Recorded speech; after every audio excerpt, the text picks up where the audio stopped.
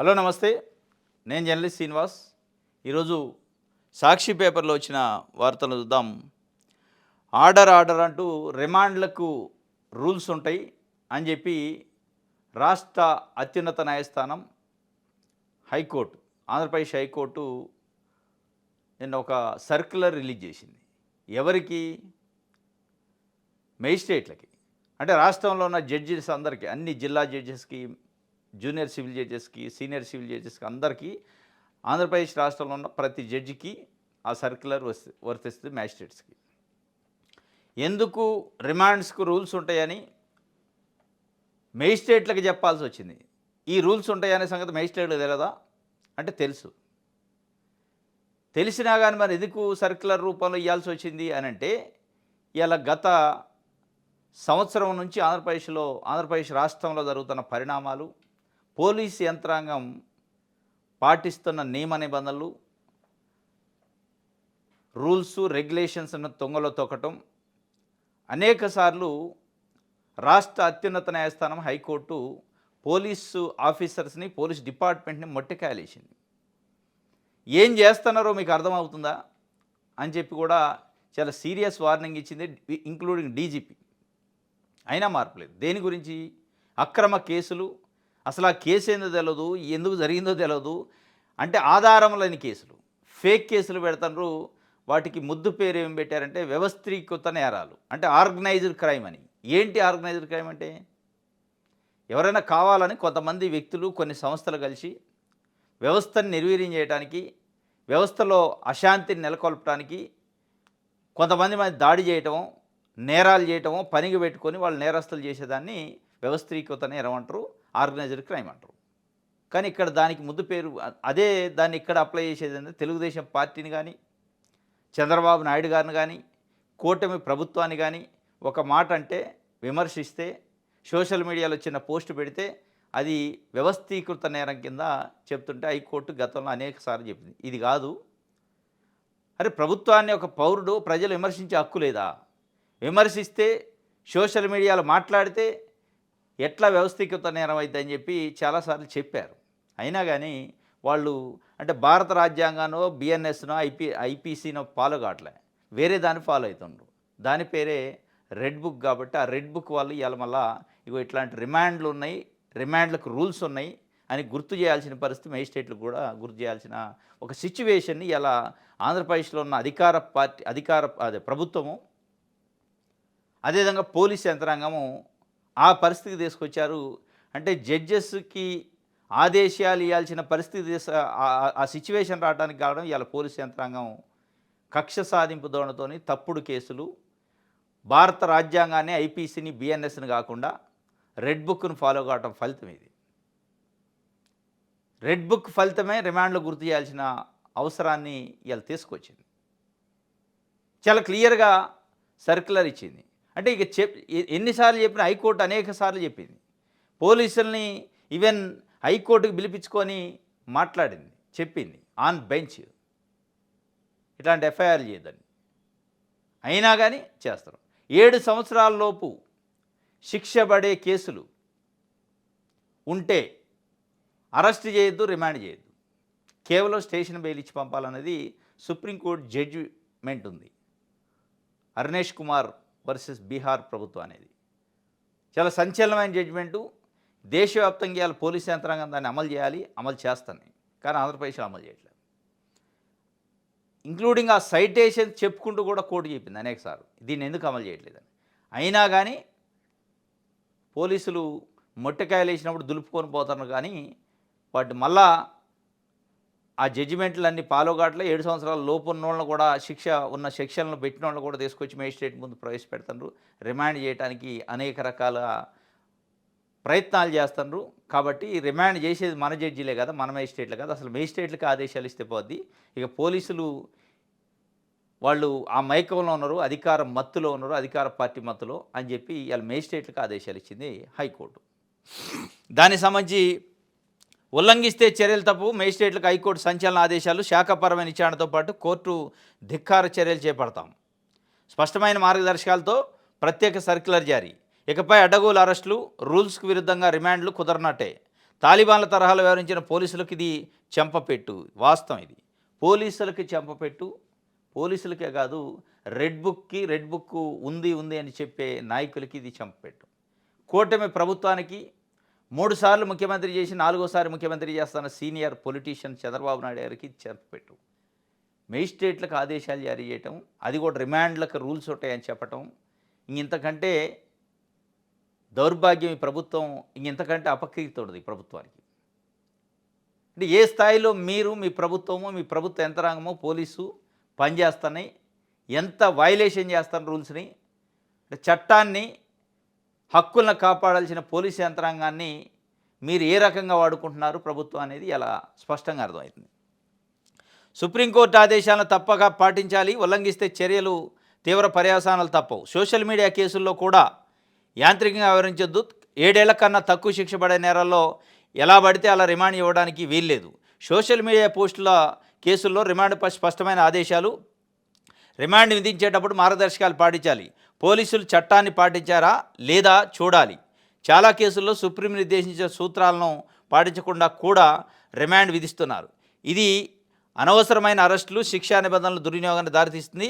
అర్నేష్ కుమార్, ఇమ్రాన్ ప్రతాప్ గాది కేసుల్లో సుప్రీంకోర్టు ఆదేశాలను పాటించి తీరాల్సిందే. ప్రాథమిక విచారణ లేకుండా ప్రసంగాలు, రచనలు, కళాత్మక వ్యక్తీకరణపై ఎఫ్ఐఆర్ నమోదు చేయొద్దు. డిఎస్పీ ఆమోదించాక విచారించాలి. 14 రోజుల్లోని విచారణ పూర్తి చేయాలి. రిమాండ్ విషయంలో మేజిస్ట్రేట్లు సంతృప్తి చెందాలి. సర్కులను మేజిస్ట్రేట్లు ఖచ్చితంగా అమలు చేయాలని హైకోర్టు ఆదేశం జారీ చేసింది. ఇప్పుడు ఇది ప్రభుత్వాన్ని హామీలు అమలు చేయకపోతున్నాం, ఏదైనా విమర్శిస్తేనే ఎవరన్నా కూడా కేసు పెట్టి లోపటేసి అరెస్ట్ చేసి రిమాండ్ చేస్తున్నారు. కేవలం దాన్నే పెట్టుకున్నారు. ఇవాళ మొత్తం పోలీస్ యంత్రాంగాన్ని కూటమి ప్రభుత్వం కేవలం టార్గెటెడ్గా కొంతమంది వ్యక్తులపైనే పెట్టి వాళ్ళ కోసమే పనిచేస్తున్నారు, ప్రజల కోసం పనిచేయట్లేదు అనేది. ఇది సర్క్యులర్ 5వ తారీఖు 7వ నెల 2025 circular 8/2025 ROC number 99 of SO of 2023. High Court of Andhra Pradesh, multiple cases registered across different police stations over one social media post comment for which maximum sentence prescribed is less than 7 years. Strict adherence to the principles laid down in Arnesh Kumar versus State of Bihar and another by the magistrates remanding the accused certain instructions issued. ఇది Arnesh Kumar versus state of Bihar and ఇంకా కొన్ని కేసుల్ని ఎందుకు పాటించట్లేదు? Below 7 years ఉన్న శిక్ష ఉన్న సెక్షన్లకి social media పోస్టుల పైన స్పెసిఫిక్గా చెప్పింది. ఆ పోస్టులు పెట్టినప్పుడు కూడా అదేదో ఆర్గనైజ్డ్ క్రైమ్ అన్నట్టు మీరు అరెస్టులు చేసి వాళ్ళు తీసుకొస్తే రిమాండ్లు చేయొద్దని మేజిస్ట్రేట్కి చెప్పి ఇక్కడ కింద చాలా క్లియర్గా 2వ పేజీలో చెప్పింది. ఒకవేళ దీన్ని హైకోర్టు ఇస్తున్న సర్కులర్ని ఏదైనా మేజిస్ట్రేట్ ఫాలో కాకపోతే పోలీసులు చెప్పింది ఇని వాళ్ళ మాటలు ఫాలో అయితే ఏముంటుంది అనేది కూడా చెప్పింది. Therefore, all the judicial magistrates are hereby instructed to satisfy themselves before ordering remand, particularly in cases relating to social media postings, comments that the investigation officer compiled with the law laid down in Arnesh Kumar versus Arnesh Kumar and Imran Pratap Gandhi. ఈ 2 కేసులు అట. Cases that the accused had committed repeated and multiple offences that the accused, if not ordered to be remanded to judicial custody, may influence the witnesses or tamper evidence that the police require custodial investigation. ఒకవేళ అట్లాంటి social మీడియాలో పోస్టులు పెట్టేవాళ్ళు అదే పనిగా organiser చేస్తే మీరు దాన్ని పరిశీలించి విట్నెస్లు ఉంటే అప్పుడు రిమాండ్ చేయండి తప్ప, పోలీస్ కస్టోడియల్ ఇన్వెస్టిగేషన్ చేయండి తప్ప, అట్లాంటిది లేకుండా ఏదో ప్రభుత్వాన్ని నిజంగానే అడగాలి, వాళ్ళ హక్కుల గురించి అడగాలి అని అడిగేటోళ్ళని కూడా లోపటేసే పరిస్థితి చేయొద్దు. ఒకవేళ చేస్తే all the judicial magistrates shall follow the circular instructions scrupulously, and any deviations in the regarding will be viewed very serious. The judicial magistrate who violate the circular would render themselves liable for contempt of the High Court, besides facing departmental inquiry. అందరు మేజిస్ట్రేట్లు దీనికి ఇట్లా follow కాకుండా ఎక్కడైనా violation చేసినట్టున్నా కానీ మేజిస్ట్రేట్ల పైన కూడా contempt of court, high court contempt of court case, departmental enquiry కూడా investigation కూడా చేస్తామని చాలా క్లియర్గా చెప్పింది. అంటే మేజిస్ట్రేట్లకు కూడా డిపార్ట్మెంటల్ ఎంక్వైరీ చేస్తాం, కంటెంప్ట్ ఆఫ్ కోర్టు చేస్తామని మళ్ళీ ఇంకొక పై కోర్టు చెప్పాల్సిన పరిస్థితిని ఇలా ఆంధ్రప్రదేశ్ పోలీస్ యంత్రాంగము, కూటమి ప్రభుత్వము మీ కక్ష సాధింపు, మీ రెడ్ బుక్కులు తీసుకొచ్చినాయి. తలవంపులు తీసుకొచ్చారు న్యాయ వ్యవస్థకి. న్యాయ వ్యవస్థని మీ రొంపిలోకి లాగాలని ప్రయత్నం చేశారు. న్యాయ వ్యవస్థ అలర్ట్ అయింది.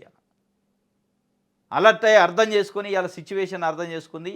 మీ ఇంటెన్షన్ ఏంది, మీ అధికారాన్ని దేనికి వాడుతున్నారు, మీ పోలీసుని దేనికి వాడుతున్నారు అనేది అర్థం చేసుకొని అలర్ట్ అయ్యి సర్క్యులర్ ఇష్యూ చేయాల్సిన పరిస్థితి వచ్చింది. ఇవాళ ఇది ఆర్డర్కి సంబంధించి వార్త. నెక్స్ట్ రైట్, భూములివ్వం గో బ్యాక్. రాజధాని భూ సమీకరణ సభలో ఎమ్మెల్యే అధికారులను తరిమికొట్టిన పొన్నెకల్ రైతులు. సమీకరణ పేరుతో రైతులు పొట్టగొట్టేందుకు ప్రభుత్వం ప్రయత్నిస్తుందని మండిపాటు. ఒక్క మాట కూడా మాట్లాడనివ్వకుండా అడ్డుకున్న రైతులు. గరికపాడు సభ వాయిదా. పీఎం కిసాన్ రైతు భరోసా బోను మాకు అదనంగా దక్కేది 4,000 అని ప్రశ్నల వర్షం. భూములు ఇచ్చేందుకు రైతులు సస్యమేరంటుండటంతో దొడ్డిదారుల తీర్మానాలు. రాజధాని గ్రామాల్లో ప్రజాప్రతినిధులు అధికారులు బరితెగింపు. ఇది భూములు ఇవ్వం అని చెప్పి గుంటూరు జిల్లా తాడికొండ మండలం పొన్నెకల్ గ్రామ సభలో గో బ్యాక్ అంటూ నినాదాలు. అక్కడ లోకల్ ఎమ్మెల్యే శ్రవణ్ కుమార్ని ప్లస్ అధికారులని అక్కడ నుంచి ఆ స్టేజీ ఎక్కడైతే అది ఆ డయాస్ పెట్టారో అక్కడి నుంచి వెళ్ళిపోయిందాక వాళ్ళని ఎంటబడి ఒక రకంగా ఉరికిచ్చారు. అంటే ఒకసారి అంటే ఇస్తారు, ఒక టైం ఇస్తారు, కొంత భూమి అంటే ఇస్తారు. మొత్తం అసలు రాజధాని ప్రాంతంలో అమరావతి పేరుతోని తెలుగుదేశం పార్టీ గెలిచింది అంటే అక్కడ శ్రవణ్ కుమార్ ఎమ్మెల్యే గెలిచిందంటే కేవలం ఆయనకి ఎమ్మెల్యేగా ఉన్నది తెలుగుదేశం పార్టీ అధికారంలో ఉంది, కేవలం అమరావతి ప్రాంతంలో రైతుల నుంచి భూములు గుంజుకోవడానికే అన్నట్టుంది. ఎన్నిసార్లని భరిస్తారు? ఇలా మనం చూస్తే మున్సిపల్ శాఖ మంత్రి నారాయణ గారు, ఆ స్థానిక ఎమ్మెల్యే శ్రవణ్ కుమార్, వీళ్ళిద్దరూ కేవలం పోయిన 2014-19 టర్మ్లో కూడా ఇదే కేవలం భూముల కోసం పనిచేశారు. రైతుల నుంచి భూములు తీసుకోవడానికి పనిచేశారు, ఓడిపోయారు. మళ్ళీ ఇప్పుడు అదే పని చేస్తాను. చంద్రబాబు నాయుడు గారు కూడా 2014-19లో కేవలం భూములు గుంజుకోవడానికి 5 ఏళ్ళు పట్టింది, సిఆర్డి అని పెట్టి. మళ్ళీ ఇప్పుడు ఒక 44,000 ఎకరాలు సమీకరించాలని పెడితే అక్కడ పొన్నెకల్లట విలేజ్లో గో బ్యాక్ అని ఈ గో బ్యాక్ కథ స్టార్ట్ అయింది. కానీ ఈ విషయాల్ని తెలుగుదేశం పార్టీ కానీ తెలుగుదేశం పార్టీని సమర్థిస్తున్న మీడియా కానీ రాయదు. లేదు ఇస్తూనే ఉన్నారు. చంద్రబాబు నాయుడు గారిని చూసి 20,000 ఎకరాలు ఇవ్వటానికి రైతులు ముందుకు వచ్చారు, సంతోషంగా వచ్చారని చెప్తున్నారు. చంద్రబాబు నాయుడు గారిని చూసి భూములు ఇవ్వటానికి రారు. చంద్రబాబు నాయుడు గారిని చూసిస్తే చంద్రబాబు నాయుడు గారు వాళ్ళ ఇంట్లోకి తీసుకుపోయి వాళ్ళకి అన్నం పెట్టట. రేపు వాళ్ళకున్న సమస్యలు, వాళ్ళకున్న ఆర్థిక ఇబ్బందులు, వాళ్ళకి ఇంట్లో పెళ్ళి అవుతానో, పిల్లలు చదువుకోవటానికో, మంచికో చెడుకో డబ్బులు కావాలంటే ఆయన ఇయ్యడు. మీరు ఇచ్చే బెనిఫిట్స్ని బట్టి ఇస్తారు. పదే చంద్రబాబు నాయుడు గారిని ఎలివేట్ చేయడానికి ఒక ప్రయత్నం ఆంధ్రజ్యోతి, ఈనాడు లాంటి పత్రికలు, తెలుగుదేశం పార్టీని సమర్థించే పత్రికలు చంద్రబాబు నాయుడు గారిని చూసి మేము ఈటానికి రెడీగా ఉన్నాం అని రైతులు చెప్పినట్టు చెప్తున్నాం. మరి దీన్ని ఏమంటారు? దీన్ని ఎవరిని చూసి మేము ఇయ్యని అంటున్నారు? ఇచ్చేటప్పుడేం చంద్రబాబు నాయుడు గారిని చూసి మేము ఇస్తున్నాం అంటున్నారు. గో బ్యాక్ మేము ఇయ్యమని చెప్తున్నారు. ఇది ఎవరిని చూసి భయపడి ఇయ్యట్లే, ఎందుకు ఇయ్యట్లే? ఇది రాయాలిగా, రాయరు. ఇది మొత్తానికి రాజధాని భూముల విషయంలో మొదటిసారి 33,000 ఎకరాలు తీసుకుంటే కొంత రాజధాని కోసం కాబట్టి అని ఒక సాఫ్ట్ కార్నర్లో రైతులు ఇచ్చారు, వాస్తవం. రెండోసారి ఎప్పుడైతే సమీకరణ మొదలుపెట్టారో దీని వెనక పెద్ద అనుమానాలు, ఏం జరుగుతుందనే ఒక చర్చ అయితే రైతుల్లో జరుగుతుంది. ఇది గో బ్యాక్ సంబంధించి. తల్లికి వందనం కోసం టవర్ ఎక్కి నిరసన తెలిపిండట. తన పిల్లలకు తల్లికి వందనం సొమ్ములు వేయకుండా ప్రభుత్వం మోసం చేసిందని ఆవేదన వ్యక్తం చేస్తూ పశ్చిమ గోదావరి జిల్లా భీమవరంలో విద్యుత్ టవర్ ఎక్కిండు కోరుపల్లి శ్యాము. ఇది విద్యుత్ టవర్ ఎక్కాల్సిన పరిస్థితి, నిరసన తెలపాల్సిన పరిస్థితి. మరి ఆడ ఎందుకు తీసేశారు? ఇట్లాంటి చాలా ఉన్నాయి పాపం. చాలామంది ఆయన టవర్ ఎక్కిండు కాబట్టి బయటకు వచ్చింది. టవర్ ఎక్కలేని వాళ్ళు, నోరు లేనోళ్ళు, మాట్లాడలేనోళ్ళు, ప్రశ్నించలేనోళ్ళు, ఒకవేళ ప్రశ్నించిన ఆ ప్రశ్న బయటికి రాకుండా చేసే వ్యవస్థలు ఉన్నాయి ఇవాళ. కాబట్టి అది రావట్లేదు. దురదృష్టవశాత్తు తల్లికి వందనం గురించి ఇప్పటికే 1 year ఎగ్గొట్టారు.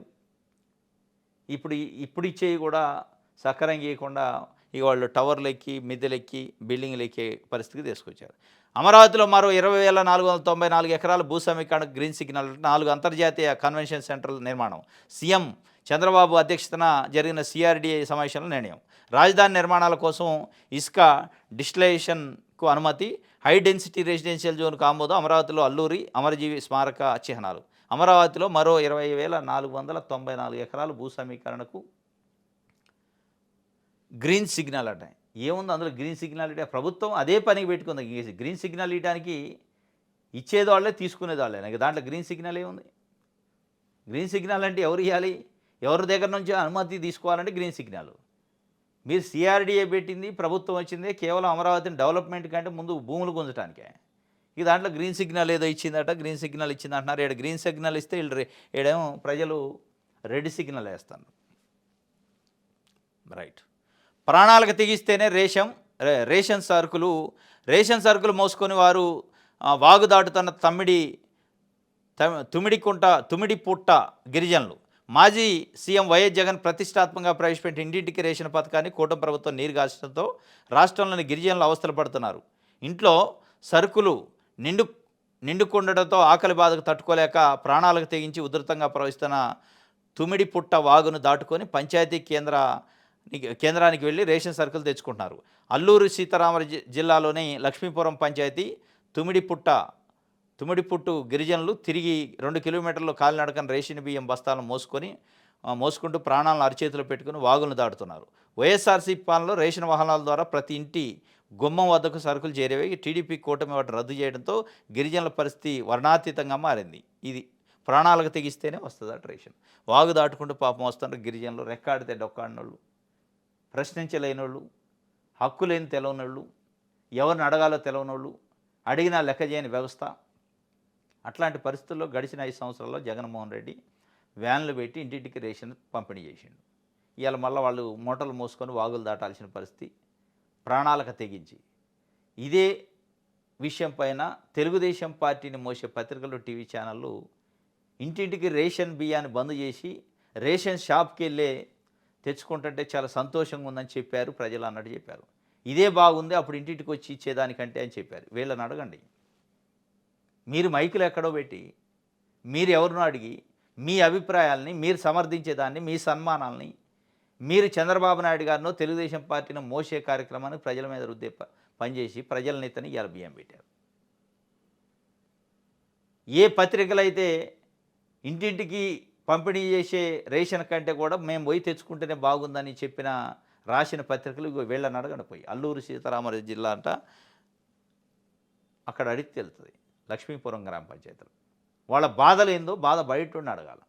బాధ లేనోడిని, ఆకలి లేనోడిని ఆకలి గురించి అడిగితే ఏం చెప్తారు? ఆకలి అయ్యేటోడికి తెలిసింది ఆకలి బాధ. కడుపు నిండినోడిని పోయి ఆకలి అవుతుందంటే ఏం తెలుస్తుంది? ఇక అట్లే ఉంది. ఇది పడకేసిన ఆరోగ్య రంగం అట, రోజు రోజుకి కుదించుకుపోతున్న ఆరోగ్యశ్రీ సేవలు. ఇది సాక్షికి సంబంధించి పడకేసిందట ఆరోగ్యశ్రీ. రైట్. ఆంధ్రజ్యోతి చూద్దాం. సూర్యాబాయి దందా, మంత్రి నివాసమే ఆయన అడ్డా. కీలక శాఖలో సెటిల్మెంట్లు, దందాలు, పోస్టింగులు, బేరసారాలు, వసూళ్లు, 50 కోట్లతో డెస్క్టాపులకు టెండరు, నచ్చిన కంపెనీకి దక్కేలా పావులు, సంబంధిత అధికారికి పోస్టింగ్ ఆఫరు. ఈ వ్యవహారంపై ఇప్పటికే నిఘా నివేదిక. సూర్యాబాయి ఇది పేరు కాదు, బ్రాండ్ అంటూ ఓ సినిమాలో కథానాయకుడు ముంబై కేంద్రంగా సెటిల్మెంట్లు చేస్తుంటాడు. ఇప్పుడు ఏపీలోనూ ఒక సూర్యాబాయి తయారయ్యాడు. ఒక కీలక శాఖకు చెందిన మంత్రి వద్ద ఆశ్రయం పొంది హై ప్రొఫైల్ లాబీయిస్ట్గా అవతరించాడు. ఆ శాఖకు సంబంధించిన బేరసారాలను నడుపుతున్నాడు. నిజానికి ఆయన అసలు పేరు వేరే ఉంది, కానీ సూర్యాబాయి అంటేనే అందరికీ తెలుస్తుంది. మరి ఆ సూర్యాబాయి ఎవరో మీ బాయికి చెప్పండి. పోయి ఇదంతా రాతలు ఎందుకు? ఆంధ్రజ్యోతి పేపర్ అంటేనే తెలుగుదేశం పార్టీ పత్రిక. Telugu Desam party instructions, Telugu Desam party కంటే ఒక తెలుగుదేశం పార్టీ సామాన్య కార్యకర్త కంటే ఉత్సాహంగా మీరు వార్తలు రాస్తారు, అంటే పొగుడుతూ తెలుగుదేశాన్ని. మరి ఆ సూర్యాబాయి గురించి ఒక కీలకమైన మంత్రి దగ్గర దందాలు చేస్తాడంటే బేరసారాలు చేస్తాడని రాశారు. ఆ మంత్రికి ఆదాయం ఎట్ట వనగూర్చాలనే పనే ఏందట ఈ సూర్యాబాయిది. ఆ మంత్రి కూడా ఏం మాట ఏంటాడట, ఇగో పలానా దగ్గర మనం ఈ పని చేస్తే డబ్బులు వస్తాయని మంత్రి చెప్తే ఏమంటే ఓకే అంటాడట.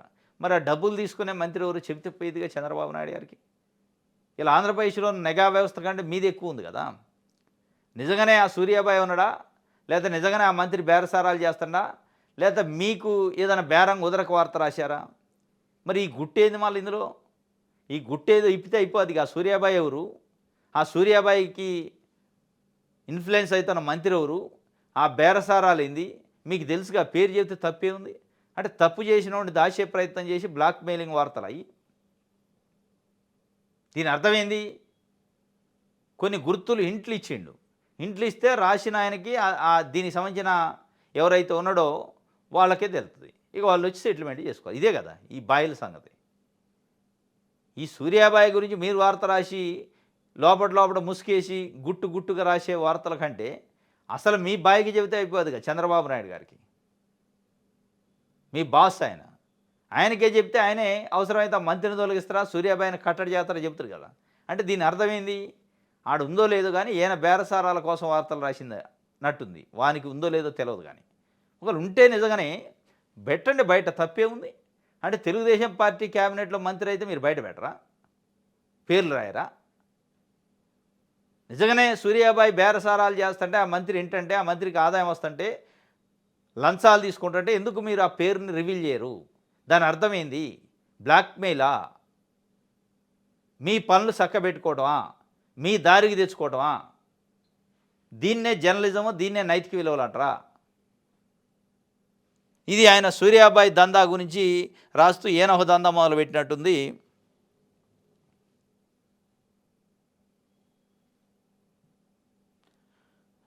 రైట్. తెలంగాణ బీఆర్ఎస్ జాగిరా తమ్మునేల్ విషయంలో ఒక న్యూస్ ఛానల్ చేసిన పొరపాటును ఆసరాగా తీసుకొని ఆ ఛానల్పై బీఆర్ఎస్ నాయకులు దాడి చేశారు. తమ చర్యలను సమర్థించుకునే క్రమంలో ఆంధ్ర మీడియా సంస్థలనే పాతబడిపోయిన వాదన మళ్ళీ తెర మీదకి తెచ్చే ప్రయత్నం చేస్తున్నారు. ఓహో, పాతబడిపోయా అది వాదన? అంటే తెలంగాణ అనేది పాతబడిపోయింది అప్పుడే. తెలంగాణ ఏంది బీఆర్ఎస్ జాగిరా ఎవరన్నారు? వాళ్ళు అనుకోలే, వాళ్ళు అనుకున్నా అది కాదు. తెలంగాణ ప్రజల జాగిరి. తెలంగాణ బీఆర్ఎస్ జాగిరి కాదు. మీరు చెప్తున్నారు బీఆర్ఎస్ జాగిరి అని, వాళ్ళు చెప్పలే, తెలంగాణ ప్రజలు అనుకోవట్లే. ఇలా అంతో ఇంత జాగిరి అని మీరు అనుకుంటున్నది ఏంటంటే మీడియా అంటే మా జాగిరి, జర్నలిజం అంటే మా జాగిరి, మేము చెప్పిందే నిజాలు, మేము చెప్పిందే జర్నలిజం, మేము రాసిందే వార్త అని మీరు ఒక మోనోపొలి వ్యవహారం చేస్తున్నారు. కానీ మిమ్మల్ని ఎవరు నమ్మట్లే. మీరు చంద్రబాబు నాయుడు గారు నంది అంటే నంది, పంది అంటే పంది. అదే వార్త, అదే జర్నలిజం, అదే విలువలు మీకు. చంద్రబాబు నాయుడు గారిని మొయ్యటమే జర్నలిజం, చంద్రబాబు నాయుడు గారి నుంచి పొగట్టమే జర్నలిజం. ఆయన ఒక పుచ్చల పెంచి సుందరయ్య లెక్కనో, లేదా మహాత్మా గాంధీ లెక్కనో, డాక్టర్ బిఆర్ అంబేద్కర్ లెక్కనో పోల్చుకుంటూ వార్తలు రాస్తున్నారు మీరు. మీది జాగిరా? తెలంగాణ బీఆర్ఎస్ జాగిరి కాదు. తెలంగాణ ప్రజలు ఎవరు ఒప్పుకోరు దానికి. తెలంగాణ ఎవరి జాగిరి కాదు, తెలంగాణ ప్రజల జాగిరి. ఆయన ఇంకోటి అంటాడు, జగదీష్ రెడ్డి ఇట్లా మాట్లాడిండు, ఆంధ్రా నుంచి ఇక్కడికొచ్చి వ్యాపారాలు చేసుకొని కష్టపడి బతుకుతున్న వాళ్ళని ఇట్లా అంటాడా? కష్టపడి బతికే వాళ్ళని అంటలే ఆయన, కష్టపడి బతికే వాళ్ళని అనలే ఆయన, ఆంధ్ర వాళ్ళని అనలే. కొన్ని మీడియా సంస్థలు స్లాటర్ హౌజులు లెక్క నడుపుతున్నారు అని అన్నాడు. భవిష్యత్తులో ఇంకా కొన్ని మీడియా సంస్థలు కూడా ఇట్లాంటివి ఉన్నాయి మా లిస్టులో, వాళ్ళపైన దాడి చేసే అవకాశాలు ఉన్నాయని చెప్పిండు. మీరెందుకు ఉలికిపడ్డారంటే మీరు కూడా ఆ జాబితాలు, మీరు విషయం చిమ్మేది, మీరు తెలంగాణ అనే పదం మీ పత్రికలో లేదు. మీ పత్రికలోనే ఆంధ్ర జ్యోతి మీది, ఆంధ్ర అనే పదమే ఉంది మీకు. మీరు ఇక్కడేదో ఆంధ్ర నుంచి వచ్చి ప్రజలు జాబులు చేసుకొని బతకడానికి వచ్చిన వాళ్ళని అంటున్నట్టు మీరేదో సింపతి గెయిన్ చేయడానికి సెంటిమెంట్ కోసం మీరు ప్రయత్నం చేస్తున్నారు. ఏ ఆంధ్ర ప్రజల్ని కేసీఆర్ బీఆర్ఎస్ అనలా ఎప్పుడు. మీలాంటి అంటే మీడియాను అడ్డం పెట్టుకొని విషయం చెప్పే వాళ్ళనో, కుట్రలు చేసేవాళ్ళనో, రాజకీయాలను అడ్డం పెట్టుకొని కుట్రలు చేసేవాళ్ళనో, నాయకులను తిట్టి ఉండొచ్చు. కానీ దాన్ని మీరు ఏదో ఆంధ్ర వాళ్ళని అందరిని అన్నట్టు మీరు అప్లై చేసుకొని మీరు బొంకులు బొంకుతుండ్రు తప్ప ఆడేం లేదు. వండి వారుస్తుండా జగదీష్ రెడ్డి, అక్కడ నుంచి బతకడానికి వచ్చి కష్టపడి చేస్తుంటే అంటే వండి వారుస్తాడు జగదీష్ రెడ్డి. ఎందుకు వార్చాలా? మీకు వండి వారుస్తాడు. ఇవాళ నారాయణ శ్రీ చైతన్య విద్యా సంస్థలు ఎక్కడై? ఇవాళ తెలంగాణ ప్రజలు రక్త మాంసాలను తింటలే. ఇవాళ మీడియా సంస్థలు ఎక్కడై? అయినా కానీ ఓర్చుకోవట్లే ప్రజలు. కానీ మీరు శృతి మించి తెలంగాణ ఉనికి పైన, తెలంగాణ ఆత్మగౌరవం పైన దాడి చేస్తారు. మీడియా ముసుగులో, వ్యాపారాల ముసుగులో, ఆంధ్ర ప్రజలు బతకడానికి వస్తారనే ముసుగులో. అసలు ఆంధ్ర ప్రజలు బతకడానికి వచ్చిన వాళ్ళు చాలా పీస్ఫుల్గా ఉన్నారు. వాళ్ళ గురించి ఎప్పుడూ కేసీఆర్ కూడా ఒక స్టేట్మెంట్ ఇచ్చిండు, ఆంధ్ర ప్రజల కాలిలో ముళ్ళు గుచ్చుకుంటే నా పండితోంది ఇస్తా అన్నాడు. అంతకంటే ఏం కావాలి మీకు ఇక స్టేట్మెంటు? మీరేదో మిగతా వాళ్ళని అందరిని అన్నట్టు మీరు దాన్ని పూసుకొని, బురదంతా పూసుకొని, ఈ బురదంతా ఆంధ్ర ప్రజలది అంటుతుందని మీరు వాళ్ళని ఏదో మభ్యపెట్టే ప్రయత్నం చేస్తారు తప్ప మీ కుట్రలు, మీ కుతంత్రాలు, మీ కుచితత్వం, మీ రాతలు అందరూ తెలంగాణ సమాజమే కాదు మొత్తం 2 తెలుగు రాష్ట్రాల్లో ఉన్న సమాజం చూస్తుంది. ఇలా తెలుగుదేశం పార్టీ నందమూరి తారక రామారావు గారు పెట్టింది తెలుగువాడి ఆత్మగౌరవం కోసం, కాంగ్రెస్ పార్టీ పైన వ్యతిరేకతతోని పెట్టిండు, కాంగ్రెస్ పార్టీ కోసం పెట్టిండు ఆయన. అంటే కాంగ్రెస్ పార్టీని నిలువరించడానికి, కాంగ్రెస్ పార్టీ సిద్ధాంతాలకు వ్యతిరేకంగా పెట్టిండు. అదే తెలుగుదేశం పార్టీని చంద్రబాబు నాయుడు గారు కాంగ్రెస్తో పొత్తు పెట్టుకోండి 2018లో. మీరు విమర్శించారా? అంటే రైటు. తెలుగుదేశం పార్టీ కాంగ్రెస్ మంచిది కాదు అని చెప్పినప్పుడు మంచిది కాదు అనాలి ప్రజలు. తెలుగుదేశం పార్టీ నెంబర్ 1 అని 2018లో చంద్రబాబు నాయుడు గారు అంటే మేము కూడా అనాలి. అప్పుడు ఏం కాదు. అంటే మీ జాగిరా ఇది. అదే తెలుగుదేశం పార్టీ చంద్రబాబు నాయుడు గారు పొత్తు పెట్టుకోండి కాంగ్రెస్తోని, వెంటనే మంచిది అయిపోయింది. కాంగ్రెస్ మంచిదైంది, కాంగ్రెస్ని మంచిది అనాలి అందరూ. అదే 2023 ఎన్నికల్లో రేవంత్ రెడ్డి గారు అంటే చంద్రబాబు నాయుడు గారి శిష్యుడు, ఆయనే చెప్పుకుంటాడు నా కాలేజీ గురువు ఎవరంటే చంద్రబాబు నాయుడు అని.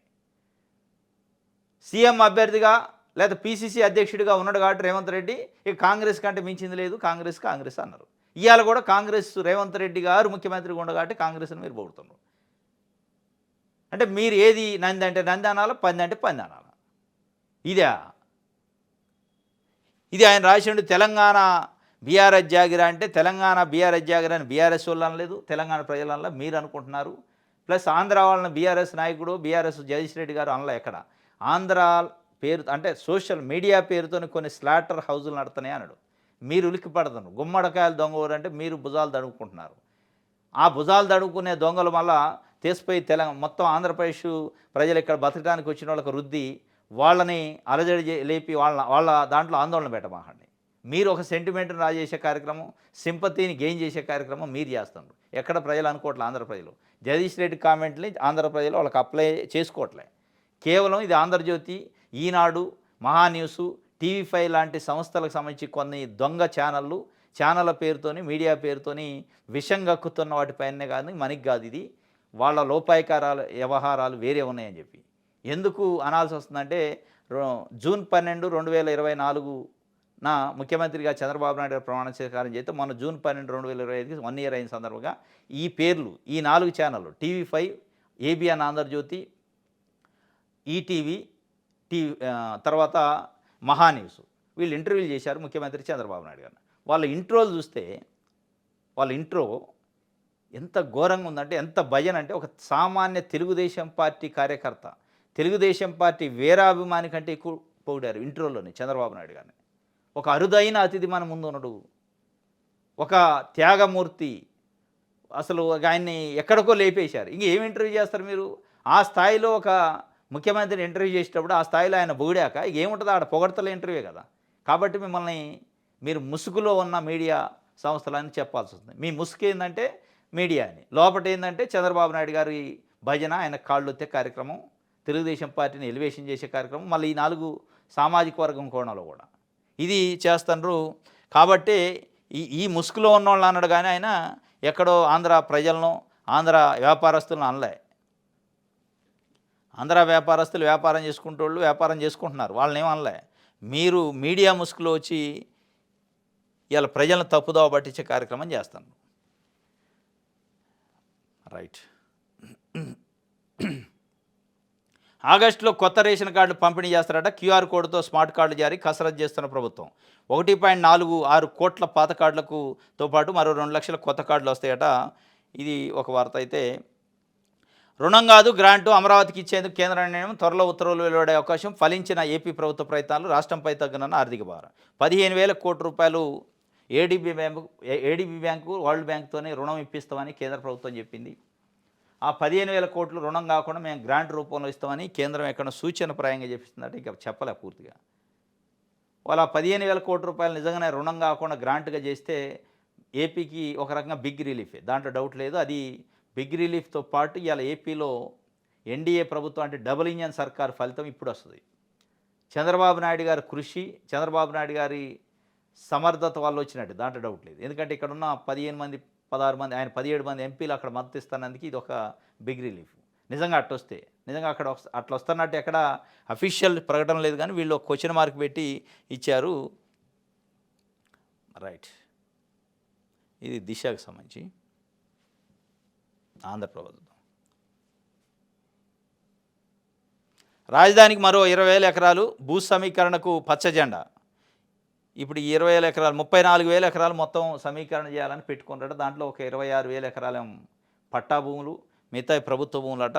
ఇప్పుడు తక్షణ 20,000 ఎకరాలట ఇది ఇంటర్నేషనల్ సెంటర్లు పెడతాడట చంద్రబాబు నాయుడు గారు. మొత్తానికి అక్కడ ఉన్న రైతులకి వచ్చింది బాధలు వీళ్ళు పెట్టే ప్రతి దానికి.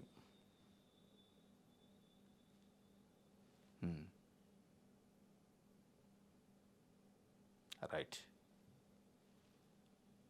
ఇది ఆంధ్రప్రభ సంబంధించి. ఈనాడు చూద్దాం. ఈనాడులో కూడా సేమ్ ఇదే ఉంటుంది. ఆంధ్రజ్యోతిలో ఉన్నాయి ఇక 34,000 ఎకరాలు.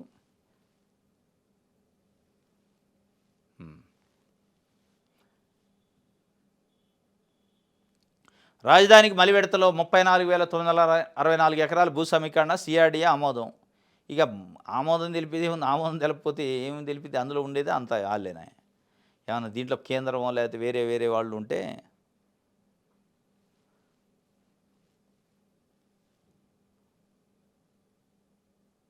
మాట మాత్రం చెప్పకుండా భూసేకరణ ప్రభుత్వ తీరుపై ఖరేడు రైతుల ఆగ్రహం. ఇండోసోల్ పరిశ్రమకు భూములు ఇవ్వబోమంటూ ఆందోళన. భూసేకరణ ప్రతిపాదనలకు ముందు రైతులను సంప్రదించిన ప్రభుత్వం.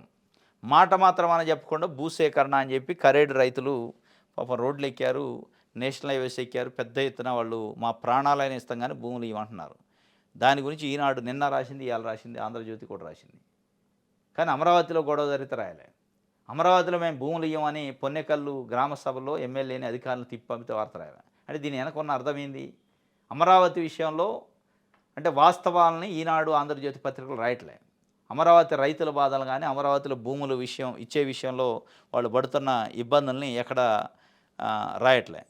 అంటే అమరావతి పైన వీళ్ళది వేరే స్టాండ్ ఉంది, ఒక సామాజిక వర్గ కోణం స్టాండా మరి ఏం కానీ మొత్తానికి దాన్ని రాయట్లేదు. దీన్ని అయితే రాశారు కానీ.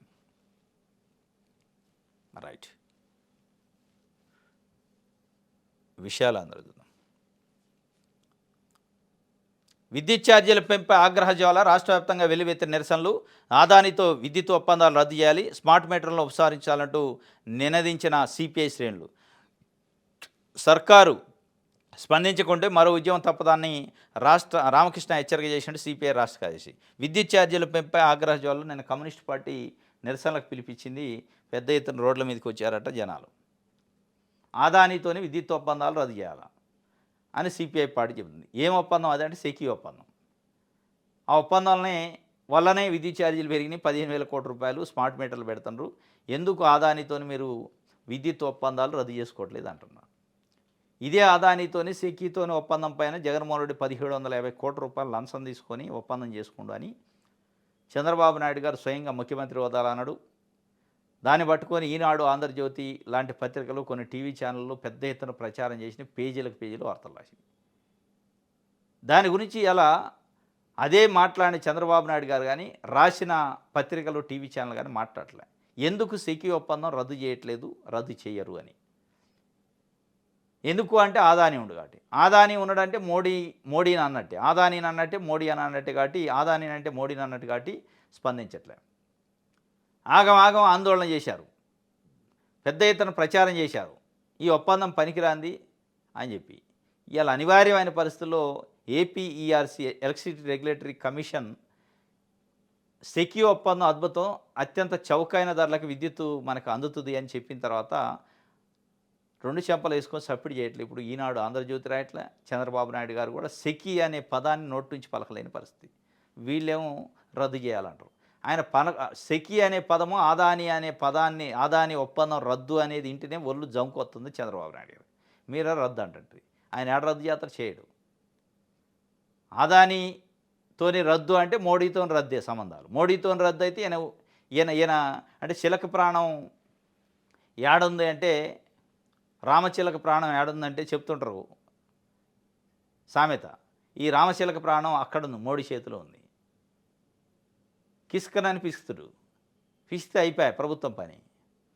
కాబట్టి జాగ్రత్తగా వాళ్ళు ఏంటంటే మనం ముందు కుర్చీలో కూర్చోవటం ఇంపార్టెంట్ అనే లైన్లో ఉంది. ఇది విషయాలు అందరూ. ఇది ఈరోజు న్యూస్ అనాలిసిస్. రేపు తాజా వార్తలతో తిరిగి కలుసుకుందాం. Thank you.